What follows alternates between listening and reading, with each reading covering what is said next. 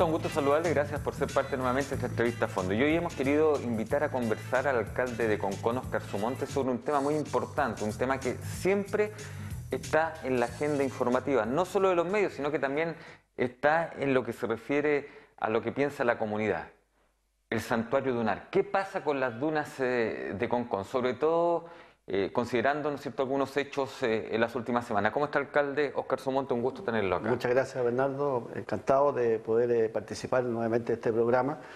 Y sobre todo con un tema, como dice usted, muy al día, muy latente, no solo en la preocupación del municipio, sino que de la comunidad en general. Y agradecerle a usted también, alcalde, porque sabemos de que este es un tema que usted quiere tratar con nosotros en extenso. La verdad que no lo hemos visto que se ha referido a nuestros medios, así que también es importante para nuestros televidentes tener la voz de la autoridad con respecto a esto. Y más aún cuando en el último tiempo han surgido algunos videos, algunas denuncias en redes sociales que hablan que hay un descuido, que nadie se hace cargo, que se están causando daños en el entorno con motos y otras actividades. ¿Qué le parecen estas denuncias, alcalde? ¿Cómo se siente? Bueno, yo creo que ahí hay una historia que hay que comentarla brevemente para que la comunidad pueda conocer qué es lo que ha pasado históricamente sobre esta situación. Bueno, este tema parte antes de que nosotros nos separáramos de Viña del Mar, es decir, cuando se plantea la declaratoria de santuario de la naturaleza de ese entorno natural, como es el Campo Dunar,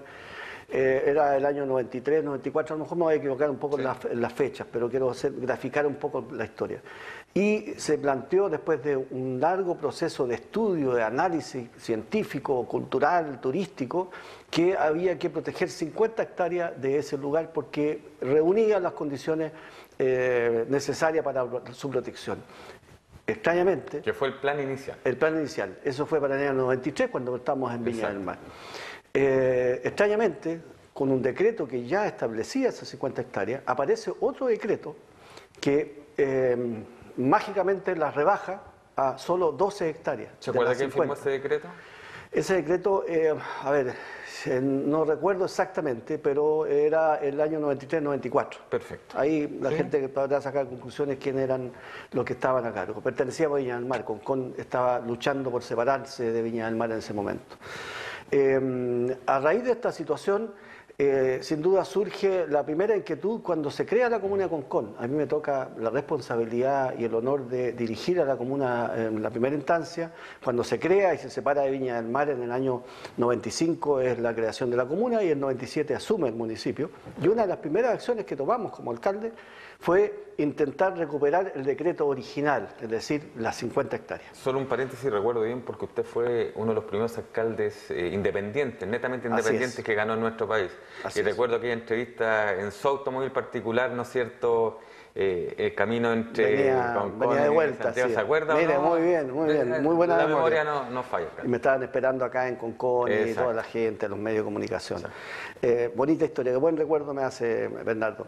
Entonces, una de las primeras acciones que nosotros tomamos es que buscar la posibilidad de que se recuperaran las 50 hectáreas originales.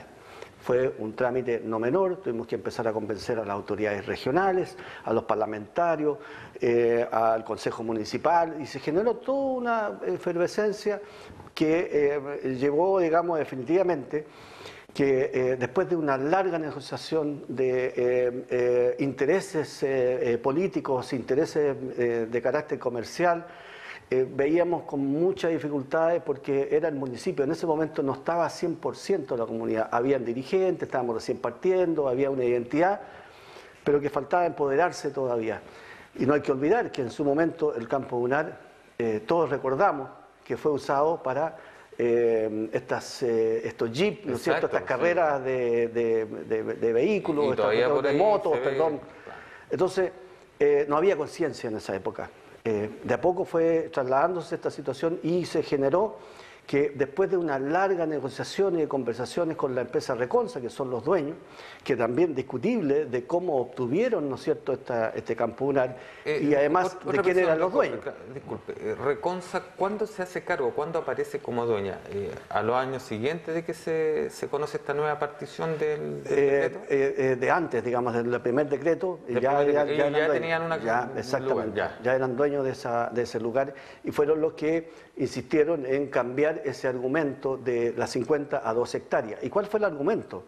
Que dijeron de que no se podía afectar a un privado cuando habían proyectos ya ingresados a la Dirección de Obras de Viña del Mar. Nosotros hicimos las averiguaciones, nunca existieron proyectos ingresados a la Dirección de Viña del Mar. Sin embargo, la presión política en esa época, ¿no es cierto?, de los que aparecían como dueños, el señor Pérez Lloma y otros exministros, digamos, de la época, presionaron para que definitivamente se rebajara solo 12 hectáreas en todo el entorno. Sería bueno que, conociendo esta historia, cómo ocurre esto, ¿no es cierto?, aquellos personeros políticos que fueron parte de ese gobierno y que son parte todavía, ¿no es cierto?, ligados a esa corriente política, reconocieran y no aparecieran a veces solo criticando y hablando porque no había un plan de manejo, sino que también se hicieran parte de reconocer la responsabilidad que su sector tuvo en esto, porque aquí sin duda que un decreto se cambie de un momento a otro por presiones políticas, como usted lo dice, yo creo que habría que reconocer, hacer un reconocimiento a lo que pasó. Es fundamental esa parte de la historia para que la comunidad sepa. Y bueno, después de esto, de toda esta discusión, esta negociación, digamos que nos sentamos a hablar con Reconsa, donde Reconsa manda al señor Chaudhry como personero para negociar, un hombre con experiencia de negociación muy alta, y llegamos a que de las... En ese momento se produce, estábamos en el cambio de comuna, ¿no es cierto? Se crea la comuna de Concón y en Concón quedan 9,5 hectáreas de santuario y el resto queda en Viña del Mar. Y eso se ha olvidado, Bernardo. Nadie se ha preocupado o ha pensado qué pasó con las hectáreas que quedaron dentro de la comuna de Viña del Mar. Entonces, en ese aspecto, nosotros luchamos porque esas 9,5 se sumaran un poco más. Lo único que logramos, luchando un poco solo, más los parlamentarios de la época que se la jugaron, logramos que convencer a la empresa, al Ministerio de Educación, que es el que decidía en esa época. Sí, porque no había medio ambiente. Y no estaba el Consejo de Ministros, tampoco, que hoy día vota.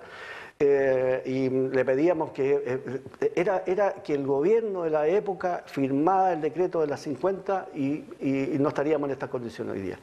Sin embargo, se logró aumentar 10 hectáreas más. O sea, de las 9,5 que habían, se sumó a 19,5 hectáreas. En todo ese proceso, una gran discusión, se firmaron convenios y que en definitiva dijimos, bueno, algo se logró, pero nunca se va a dejar de seguir apelando por recuperar las otras hectáreas. Que yo insisto, aquí hay que reconocer una cosa, estas son privadas. No es fiscal, no es del país, ¿no es cierto?, son privadas, y yo en esa parte entiendo que el privado va a reclamar, digamos, su derecho, porque le están quitando una parte, digamos, de su territorio. Ahora, lo que uno no entiende, alcalde, es cómo un santuario de naturaleza, un lugar que nos debiera pertenecer a todos, pertenece a una empresa privada. Sobre todo en un lugar que, insisto, que debiera ser, por último, del Fisco de Chile, un lugar que debiera ser administrado por bienes nacionales, como ocurre en tantos otros lugares, y no por una empresa privada. Bernardo, esa es la clave. Usted ha dado la clave. Yo creo que los santuarios, los monumentos nacionales, no pueden, una vez que se declaran, no pueden seguir siendo privados. Debe el Estado, ¿no es cierto?, tomar eso para beneficio de todos, porque seguimos dependiendo de la voluntad del privado. Y voy a resumir al final cuál es la voluntad. Y el mejor ejemplo que yo he dado es que todos conocen la casa de Vicuña Maquena, está en Quintero, está al otro lado del río Concagua, está ahí a la ribera, digamos, del río. Y esa casa en su momento, el Colegio de Periodistas de hace muchos años atrás, a mí me tocó participar cuando yo estaba investigando, fui a esa ceremonia y se declaró monumento histórico la casa de Vicuña Maquena. Hoy día no se puede entrar. Se destruyó, se cayó una parte de eso, se perdió. Pero si el privado no dejó entrar nunca más, no sacamos nada con tener un santuario o un monumento claro. Si no tiene... Entonces, lo que nosotros hemos generado son otras opciones. Para continuar un poco la historia, una vez que esto se produce, bueno, hay un cambio de mentalidad en la comunidad. Y es la comunidad hoy día la que sale, digamos, a enfrentar esta situación y decir... Oye, no, la comunidad quiere que ese santuario vuelva a ser las 50 hectáreas, y ya no solo el municipio, no solo los parlamentarios, el tema político, sino que fue la comunidad organizada que levantó de nuevo este tema. ¿Cómo se llega a las 30 actuales hectáreas o 30 y fracciones? Justamente a raíz de esa acción, yo estaba afuera, tuve 4 años afuera del municipio, usted se acordará que estuve con mi amigo José Pepe Sabat en Villa Alemana. En esa instancia, la comunidad organizada, más las autoridades de la época y todo lo demás, lograron que se aumentara de las 19,5 a 30 comunas hectáreas. 30 comunas. Un tremendo logro, un tremendo desafío. Que si no me equivoco fue en el gobierno anterior del presidente Piñera. Me parece que sí. Porque está el alcalde Baldovino en ese instante. Sí, exactamente. Y cuando yo asumí, me tocó, digamos, justo resolver. Y eso fue, ahí ya estaba el Consejo de Ministros. Y el Consejo de Ministros tuvo la oportunidad de haber declarado las 50, porque se devolvió a demostrar el interés, la necesidad de que se recordaran las 50 y no esta cantidad.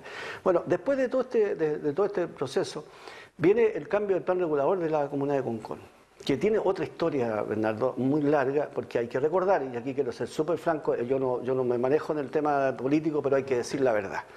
Pero en una de las elecciones, la derecha coloca a un candidato hermano que son los dueños de Reconsa, para candidato a alcalde.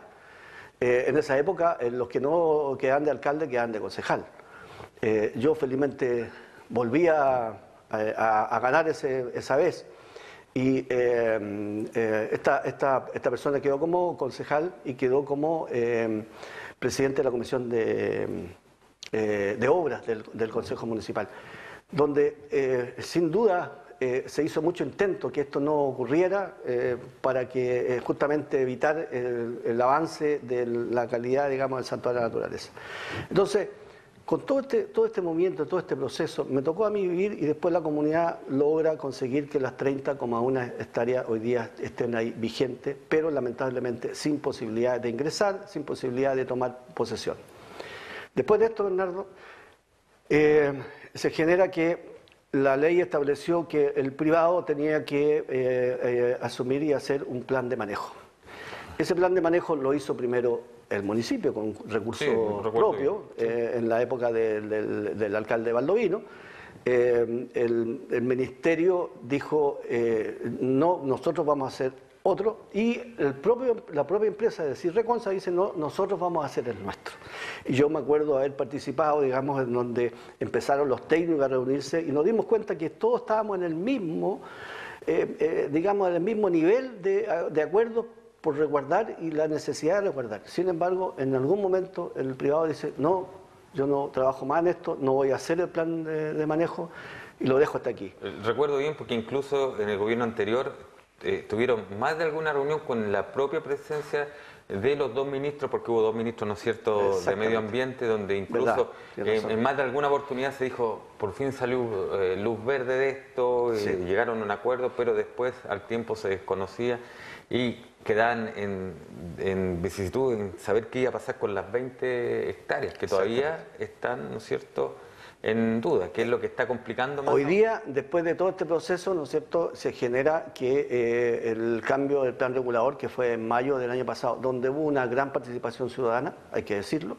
¿El primer plan regulador oficial de yo diría que el segundo, porque el primero fue un seccional de todo el borde costero. Se cambió, incluso es más, ese seccional, Bernardo, iba incluido el campo dunar, pero las autoridades de la época plantearon, dijeron, tienen que sacar la discusión del... Por eso le digo que es el primer plan regulador. ¿Por qué? Porque si no íbamos a tener lleno de edificios todo el borde costero, y esto se atrasaba y se atrasaba. Bueno, el tema es que cuando se genera esta opción del plan regulador, la comunidad, no el alcalde, no solo el consejo municipal, sino que la comunidad se expresa abiertamente, que dice que esas 20 hectáreas que quedan del campo dunar puedan quedarse como área verde. Oiga, recuerda, alcalde, que en ese momento, me parece que usted no estaba en esa fecha como alcalde, pero cuando viene el cierre del campo dunar, en la época ¿se acuerda, no? Claro, sí. Cuando hay protestas, se toman la carretera, que fue noticia de impacto nacional aquello, porque ya la comunidad comenzaba, ¿no es cierto?, a movilizarse por esta situación. Surgen algunos movimientos como Dunas Libres, etcétera, etcétera. Sí, ahí había algunas situaciones que sin duda también es parte de la historia. Que es limpiada, por ejemplo, el campo dunar. Porque una de las exigencias noticia que en ese momento se le pidió a Reconsa era que cerrara el recinto para que no ingresara más gente en vehículo y todo lo demás. Y cuando lo cierran, después le dicen que tiene que sacarlo. Entonces también hay que poner la balanza. O sea, hay una serie de controversias. Exactamente. Entonces, en ese aspecto tiene toda la razón. Además de esto, es que cuando se declaran como área verde estas 20 hectáreas, la empresa Reconsa, hábilmente, como lo ha hecho siempre, yo quiero decir aquí que no estoy en contra de esto, del desarrollo de Concón, yo siempre lo he destacado, las urbanizaciones que ha hecho la empresa Reconsa en Concón, en Bosque Montemar, Pinares, Lomas, qué sé yo, ha sido de alto nivel, de buena calidad. Pero se ha costado, alcalde, porque mire lo que pasó con Las Petras, con la quebrada Las Petras. Ah, bueno, ahí se suma la otra. Ha sido una relación de dulce y agraz. De dulce y agraz. Entre la empresa y la... Pero hay cosas que uno tiene que reconocer que también... Por eso digo, es bueno reconocerlo y en ese aspecto. Entonces, en ese proceso, como para que la gente lo entienda, las inmobiliarias en general, cuando ven que hay un cambio de plan regulador, ingresan ante proyectos y pueden tener 3 años sin construirlo y va a llegar al término de los 3 años y pueden volver a reactivarlo y tener 3 años más. Entonces, ingresaron 4 proyectos en el mismo lugar del área verde. En las mismas 20 hectáreas que están de distinta manera. Uno lleva un hotel, otro lleva 21 edificios de 28, 25 de piso, otro un poco más chico, y 4 proyectos. 2 de los cuales en su momento fueron con las observaciones rechazadas por la dirección de obra y ellos hábilmente fueron a la Seremi Mimbu de la época y la Seremi de la época obligó a la dirección de obra a entregarle el permiso. En esa discusión estamos hoy día y nos estamos pidiendo una reunión con la actual Seremi para despejar esta duda. Si hay un instructivo de la dirección de obra que dice que se rechaza esa propuesta, la autoridad máxima de la dirección de obra es no el alcalde, es del mismo, usted lo sabe, que claro. Ellos responden técnicamente, le manifiesta que está vigente. Entonces, esto que ha sucedido produce esta descoordinación en que la Seremi de Medio Ambiente, la actual Seremi de Medio Ambiente, convoca al municipio, el alcalde con los concejales, yo los invité a todos, y la empresa Reconsa a sentarse en una mesa y decir, mire, aquí está el plan de manejo, tienen 30 días, que lo terminó el Ministerio de Medio Ambiente, para que lo revisen, tienen 30 días para colocar sus observaciones. ¿Aspectos principales de ese plan de manejo rápidamente? Bueno, establece varias situaciones como el tema de la limpieza, la protección, la fórmula en que podría protegerse, el tema de la señalética, el cierre, en fin, hay una serie de observaciones. ¿Quién es responsable de este plan? Bueno, esto sigue siendo el privado. La empresa. Claro, porque sigue siendo propiedad del privado. Entonces, ¿qué es lo que dijo el privado? En la mesa, ahí Bernardo fue muy clara, le dijo, yo esto no lo voy a efectuar. O sea, el trabajo que se hizo del plan de manejo con la comunidad, con la Seremi anterior... El tiempo que se gastó, claro. Nada obliga en la ley a que el privado haga su plan de manejo. Por eso nosotros hemos insistido en que se expropie ese lugar y que sea entregado a una organización, a una corporación, al municipio, a lo que sea, digamos, para poder ingresar, digamos, y empezar a trabajar fuertemente en su protección. Pero es más, la empresa Reconsa hace una demanda de cerca de 80.000 millones de pesos al Estado por las 30 comunas hectáreas. Cosa que nosotros no compartimos y que espero que el Estado gane esa demanda, si no, imagínense, es parte del presupuesto del Ministerio, tengo entendido. Entonces, ahí hay algo que esas presiones que colocan, porque hoy día el valor que tiene, Bernardo, de las 31 como hectáreas, no es el comercial que tenía originalmente para construir una cantidad de edificios. Hoy día el valor es científico, es cultural, turístico. Exacto. Por lo tanto, el monto que una propiedad de esa naturaleza hoy día tiene es mucho menor. Es mucho menor a que si ese hoy día fuese un lugar donde se puede construir edificios. Entonces, ahí todo este manejo ha sido parte de esta historia y yo encuentro razón a la comunidad y cuando dicen, oye, en tal lugar están construyendo edificios y ya el plan regulador cambió. Es porque la ley establece que hay proyectos que ingresan antes del cambio regulador y los deja amarrados y lo pueden construir durante estos 3 años que pueden hacer. Y aquí hay temas que son complicados y que muchas veces la comunidad no entiende. Por ejemplo, usted como alcalde, si su director de obra, que depende, ¿no es cierto?, desde el punto de vista administrativo a lo mejor del municipio, pero desde el punto de vista legal y técnico, desde el ministerio, si el proyecto, el anteproyecto cumple con lo que señala la normativa, usted está obligado, ¿no es cierto?, a firmar el oficio positivo que le entrega a su director de obra, haciéndose responsable por una cuestión, una dualidad que hay, que muchos hoy día critican y que, ¿no es cierto?, han planteado quizás tratar de cambiar o de que eso se arregle de otra forma. Sin duda, y además es que, sobre todo en estos casos que, por ejemplo, un ingreso a un anteproyecto de esa naturaleza pagarán, no sé, 100 millones de pesos y los dejan en el municipio. Los pueden retirar cuando, si ese proyecto no se hace. Pero tienen la posibilidad de entregar y queda como anteproyecto y queda con una prioridad.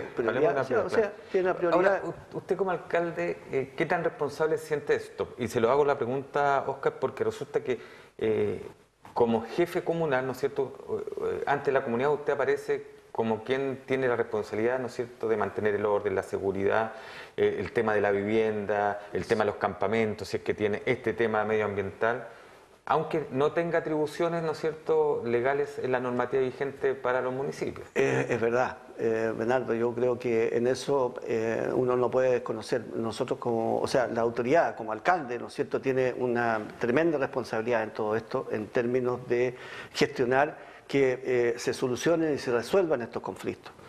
Pero cuando uno ve que la contraparte no tiene ninguna posibilidad y amenaza con una demanda de 80.000 millones de pesos y amenaza con construir 4 otros proyectos, digamos, con 21 edificios en el lugar, y la ley los faculta a generar, no es mucho lo que el municipio puede hacer. Por eso es importante los cambios de decisiones, de decir, si un Estado quiere proteger un sector como un santuario de la naturaleza, tiene que jugársela y comprar y generar que ese resguardo sea definitivo para todos, no que siga siendo privado. Alcalde, le hago la pregunta de otra forma. Ya, comienza la construcción de estos edificios. Usted como municipio, ¿qué puede hacer para evitar aquello con las herramientas legales que tiene hoy en el municipio? ¿Puede ir, puede detener la obra, tiene que buscar algún resquicio, tiene que buscar algún tema legal como para poder detenerlo y si esa detención puede ser solo temporal o puede ser permanente?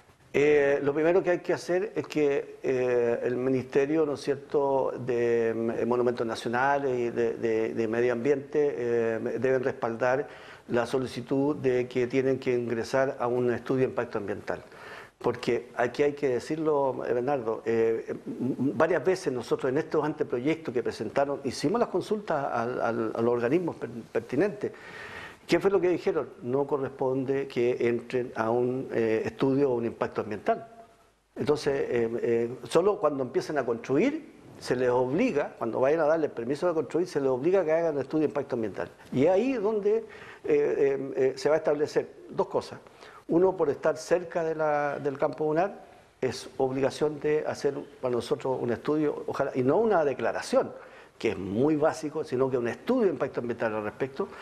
Y lo segundo es que nosotros hoy día somos declaradas zonas saturadas. Exacto. Y la ley establece de que los grandes proyectos tienen que entrar a una evaluación ambiental, no a una declaración, sino a un estudio de impacto ambiental, que es lo que nosotros hemos pedido.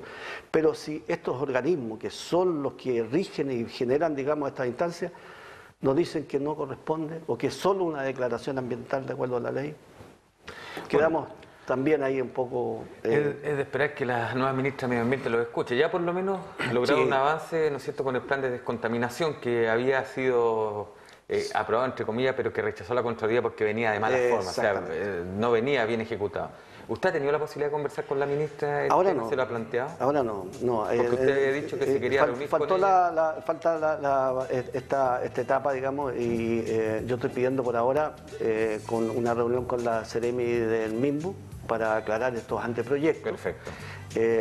porque hay una versión en la cual le niegan, o sea, le dan las facultades para que sí avance el proyecto, y después que la dirección de obra ha dicho que no.